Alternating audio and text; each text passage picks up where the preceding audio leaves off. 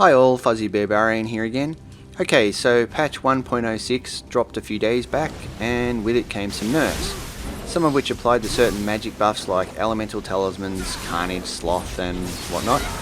Like them or hate them, the nerfs were about balancing the game, and for that reason they haven't really bothered me too much.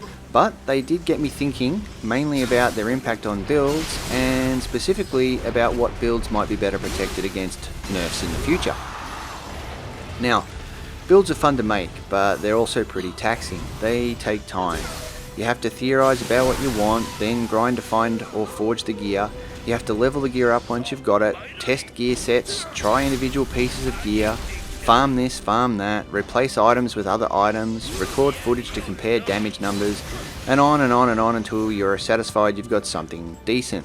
Then you need to take even more time to put together a video explaining the build away so others can benefit from everything you've done without having to go through the same lengthy process that you did. All that can be very tiring. You can forget to sleep, eat, or worse, you get behind on The Walking Dead.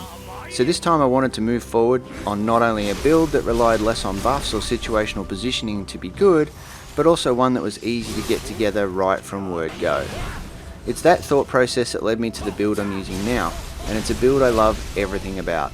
It does a lot of damage, it's tanky as hell, and I find key usage is so low I never have to think about it, which is crazy given this isn't a light armor build that I'm about to show.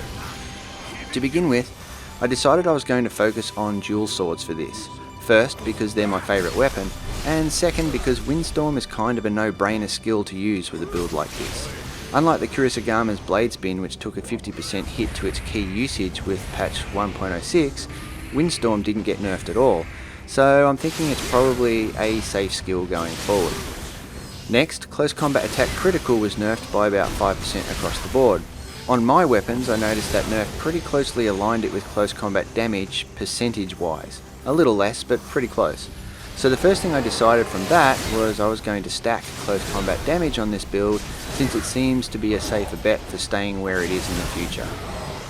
The best armor sets for close combat damage are Warrior of the West, Warrior of the East, and Master Swordsman's. They each give 12.2% extra close combat damage. Warrior of the East is the heaviest of those sets though, so initially I didn't want to use it. I went with a mix of Warrior of the West and Master Swordsman's to get both of their close combat damage set perks and to try to stay as light as I could. Primarily I wanted to stay light to save on key usage. But then I saw a post on Reddit called the Blink Strike build from a user named Flammy. He was advocating basically the same setup that I was looking at here, though he was using Warrior of the East set because it was more tanky and because it has an extra perk of Attack Body B stat. I didn't want the B stat as I didn't want to invest points into body, mainly because I wanted to invest them into all the attributes that scale with dual swords, namely skill, heart and strength, and I still wanted to be as light as I could be. The East set is very heavy, and while I didn't want my weight to go anywhere near 70%, I did want this build to be more tanky. I also noticed he was using very little ki in his demo videos of that Blink Strike build. So I thought, okay, I'll try the Warrior of the East set instead and swap out one of the East's heavy pieces for a light armor set piece to reduce its overall weight to a mid-B rating. The lighter armor piece I've gone with is from the Sonata set.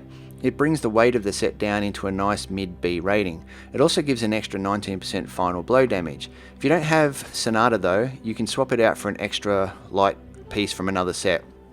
The 19% extra final blow damage is nice, but not essential thanks to the massive damage we're getting from Sign of the Cross, which I'll talk about in a moment. So you can pretty much pick whatever piece from whatever set will perk whatever you want. Apart from Sonata, which you can easily substitute for another armor piece, all the other armor set pieces in this are simple and easy to get. Warrior of the East gear drops like candy from the Champion of the East submission. Master Swordsman's gear drops like candy in the dojo mission The Grimmest Blades. My primary weapon is the Master Swordsman's dual swords. Close combat damage at 20% and close combat attack key reduction of 16.6% are the two key stats there. This is also the first build where I've gone with 0 elemental damage on the weapon. Set weapons have one less slot to fill, so I chose to put Skill Life Drain in the slot instead. If I ever use elemental damage, it will be from a talisman buff. I made that decision because elemental buffs override inherent weapon elemental damage, and in the past I was always using buffs anyway, rendering the element on the weapon pretty much useless. So either I'm using an elemental talisman or there's no element involved with this. Skill Life Drain is my preference because this is a tanky build. Health stays high most of the time. With Skill Life Drain, it's easier to stay at full health and thereby take less damage thanks to the damaged half perk of my clan of choice, which is Honda. I'd rather that than a little extra elemental damage, as being extra tanky makes things extra cruisy. Tombo Kiri is only there because it's one of the Warrior of the East set pieces. I actually don't like spears, nor do I like a giant spear on my back, but to get the extra lighter armor piece on, I really had no choice but to leave it there. On my primary ranged weapon, I have agility damage bonus of A+. I actually think I'd prefer familiarity damage bonus of A+ here, but I haven't rolled or tested that yet. Honestly, I didn't really feel I needed to. As usual, attack on all armor pieces inherited from gloves. The first amulet I have perks for yokai close combat damage and also for reducing the damage I take from them, including reduced damage from behind. Not much else to talk about there. The second is a Yasukani Magatama, which allows all the sets I've mixed up to get their close combat damage set perks, which is a key here. My Yasukanis are pretty crap rolls though, never really had a good one. Nothing special about this one either. I chose it out of the ones I do have as it reduces my elemental attack damage, which gives me a bit more defense. But really, whatever amulets you want to use with this build will be okay to use, so long as you do have at least one Yasukani on. Guardian Spirit wise, you could choose Karajishi with this build, as Karajishi does more damage with the Dual Swords Windstorm attack than any other Guardian Spirit. Plus, if you mirror the Blink Strike build, then Karajishi also buffs lightning damage. But I went with Kato instead, mainly as I was aiming for a close combat damage build, but also because Karajishi doesn't really help with buffing single skill attacks like Sign of the Cross or parry strikes like the Shrike, whereas Kato does. If you choose Kato instead of Karajishi, that's another 20% extra damage to all other single strike skill attacks. That's an extra 50% damage with Sign of the Cross. You won't get that kind of damage on Sign of the Cross from Karajishi because Karajishi perks subsequent attacks with extra damage, and Sign of the Cross is a single attack. If you then also add Clan Honda to the mix, which adds another 7% to skill damage, that's a whopping 57% extra damage when you use Sign of the Cross. That's pretty crazy, and I found that impossible to look past. Also, close combat damage can be improved by good use of prestige points. Make sure you max the available prestige points you have into yokai and human close combat damage. I have another video on that, so I won't go into how to do that here. Core stats wise, skill, heart, and then stamina were my three priorities. Stamina is needed to get equipment weight to a mid B, but if you get it under 70%, you'll still be a B rating, so you can skip stamina until your skill and heart are maxed if you want. Dual swords scale best off skill and heart, but also slightly off strength, so when your excess points start to roll in, strength is where to put them.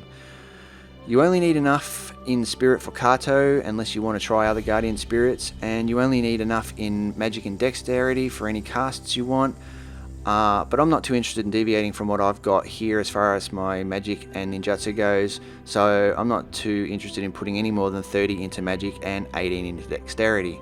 I'm happy leaving body without anything. I'm still using the usual casts of Weakness, Life Seal, Sloth, an Elemental Talisman. In this case I've gone with Water for the extra subsequent damage, Protection, Carnage, and Quick Change Scroll. I should add that patch 1.06 also brought with it buffs to magic shot casts like Water Shot, Wind Shot, and so on. Those are pretty good now, and maybe there's an argument for using those to proc confusion on enemies now to make them weak. Haven't done that here as I haven't tested it, nor have I put any points into magic to buff those casts.